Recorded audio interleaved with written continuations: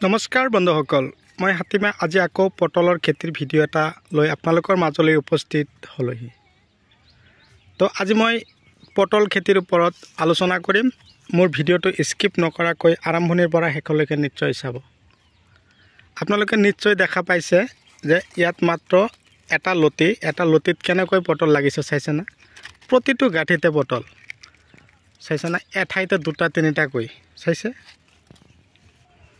বৰ্তমান যেটো সময় পটলৰ খেতিৰ কিন্তু অন্তিম সময়ত আহি পাইছোঁ, তথাপিও চাওক মোৰ খেতিত পটল কেনেকৈ লাগিছে চাব পাৰিছে। চাওক, মই আপোনালোকক দেখুৱাই আছোঁ কেনেকৈ লাগিছে। এতিয়া চাওক, চাঙৰ ওপৰতো উঠি দেখুৱাব নোৱাৰোঁ নহয়, মই এফালে মাত্ৰ দেখুৱাই আছোঁ আপোনালোকক।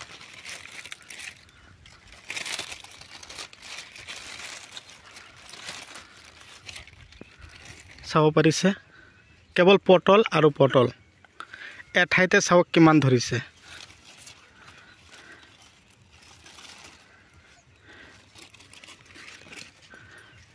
ওপৰত অলপ দেখুৱাই দিছোঁ, এঠাইতে চাওক পটলৰ ধৰণ।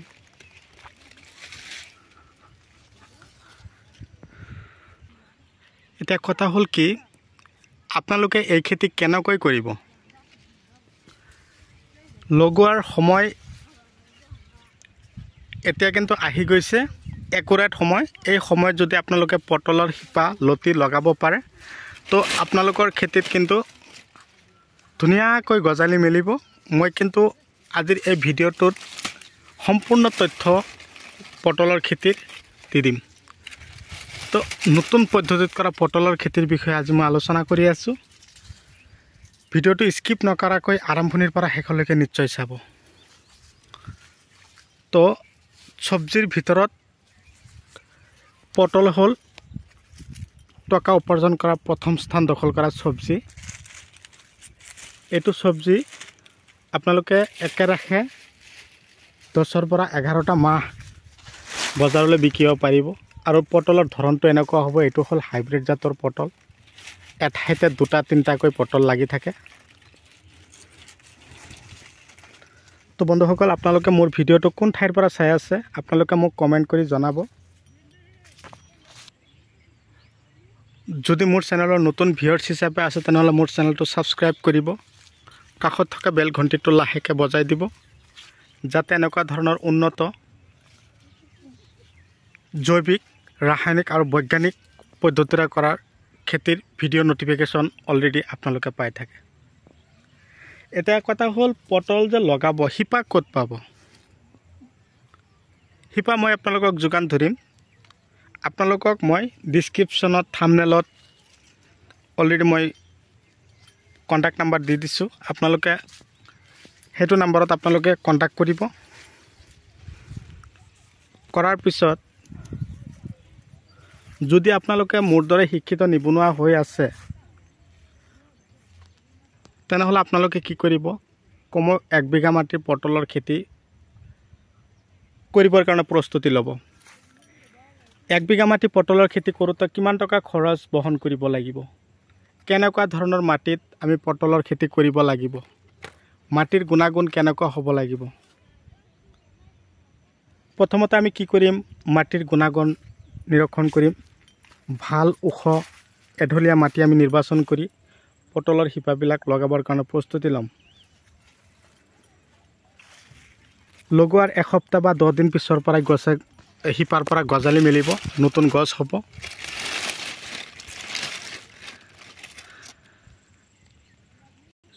এতিয়া কথা হ'ল, এই শিপা কোনবিলাক শিপা মই আপোনালোকৰ কাৰণে পঠিয়াই দিম। আপোনালোকে ভাল জাতৰ মাটি নিৰ্বাচন কৰি আপোনালোকে এই এনেকুৱা ধৰণৰ শিপাবিলাক আপোনালোকৰ খেতিত লগাব। চাওক মাটিত কেনেকৈ একদম পূৰা লাগি গৈছে, এয়া চাওক মাটিত লাগি গৈছে। আৰু চাওক, এয়া চাওক শিপাৰ পৰা নতুন গছ হৈ আছে। এনেকুৱা ধৰণৰ গছ হোৱা লতিবিলাক, শিপাবিলাক আপোনালোকে পাই থাকিব। চাব পাৰিছে, এয়া নতুন গছ চাওক কিমান। আৰু শিপাবিলাক আপোনালোকে এনেকুৱা ধৰণৰ পাব, একদম পূৰা শকত শিপাবিলাক। এয়া চাওক 1 ফুট 1.5 ফুট দীঘল দীঘল শিপাবিলাক যাব, লতিবিলাক। লতিও যাব, তাৰ লগত শিপাও আছে। এতিয়া লগাব কেনেকৈ লগোৱাৰ পদ্ধতিটো মই শিকাই দিম। তাৰ আগতে কৈছোঁ আপোনালোকে যদি মোৰ চেনেলৰ নতুন ভিউৱাৰ্ছ হিচাপে আছে তেনেহ'লে মোৰ চেনেলটো ছাবস্ক্ৰাইব কৰি দিব আৰু কাষত থকা বেল ঘণ্টিটো লাহেকৈ বজাই দিব, যাতে এনেকুৱা ধৰণৰ উন্নত খেতিৰ ভিডিঅ' নটিফিকেশ্যন অলৰেডি আপোনালোকে পাই থাকে। এটা শিপাৰ পৰা আৰু এটা শিপাৰ দূৰত্ব ৰাখিব 3 ফুট, শাৰীৰ পৰা শাৰীৰ দূৰত্ব ৰাখিব 4 ফুট ৰাখি আপোনালোকে যদি লগাব পাৰে তো এনেকুৱা ধৰণৰ হাইব্ৰিড পটলৰ শিপা এবাৰ যদি আপোনালোকৰ খেতিত গছটো বনাই ল'ব পাৰে, একেৰাহে 5টা বছৰ আপোনালোকে তাতে বিকিয়ে থাকিব। এটা কথা হ'ল আপোনালোকে এটাই কাম কৰিব লাগিব, যেতিয়া শিপাবিলাক লগোৱাৰ পিছত আপোনালোকে তাৰ ওপৰত অকণমান খেৰ আৱৰ্জনা দি থ'ব। তাৰ ওপৰত এই আৱৰ্জনাৰ ওপৰত এদিন পিছে অলপ পানী দি দিব। এনেকৈ পানী দিয়াৰ পিছত চাব গছ ধুনীয়াকৈ গজালি মেলিব, গছ আৰম্ভ হ'ব। আৰম্ভ হোৱাৰ পিছত মোটামুটি 1 মাহমান পিছত আপোনালোকে গছত হেন্দালি উঠাব পৰা ব্যৱস্থা কৰিব লাগিব।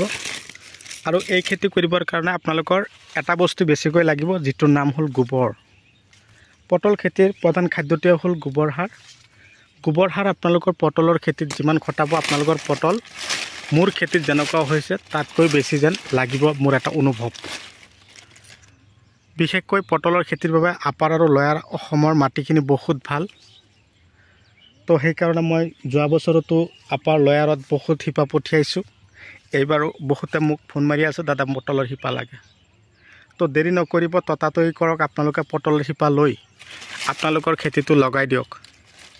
মই এটা কথাই অনুভৱ কৰোঁ, আমি মানুহ হিচাপে আমাৰ যিখিনি কৰ্তব্য, যিখিনি আমাৰ টকা উপাৰ্জন কৰা ৰাস্তা, আমি এইখিনি কি কৰিব লাগিব, নিজৰ কষ্ট নিজৰ প্ৰতিভাৰ বলত আমি